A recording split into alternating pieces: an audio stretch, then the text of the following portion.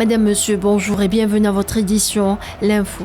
Des milliers de Palestiniens de Gaza ont célébré hier la journée internationale d'Al-Quds en manifestant contre les raids de la police de l'occupant sioniste dans l'enceinte de la mosquée Al-Aqsa. La journée d'Al-Quds est observée chaque année le dernier vendredi du mois sacré musulman du Ramadan.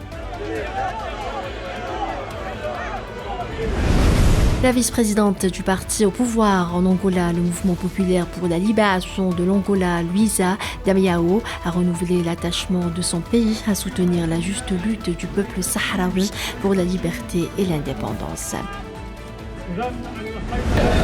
Un nouveau rapport du comité de l'ONU pour la protection des droits des travailleurs migrants a épinglé le Maroc pour les traitements discriminatoires réservés aux migrants.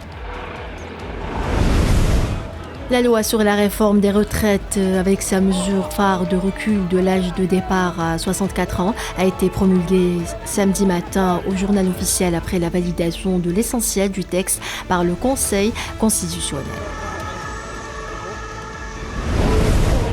Le Premier ministre japonais Fumio Kishida était sain et sauf après avoir été évacué à la suite d'une explosion alors qu'il s'apprêtait à prononcer un discours dans un port de pêche de l'ouest du pays, ont rapporté des médias japonais ce samedi.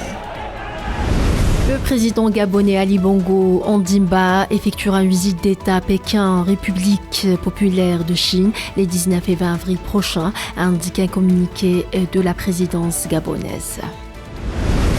Le président américain Joe Biden recevra pour la première fois à Washington son homologue colombien Gustavo Petro la semaine prochaine, a annoncé la Maison-Blanche. Voilà, c'est la fin de ce flash. Merci de l'avoir suivi.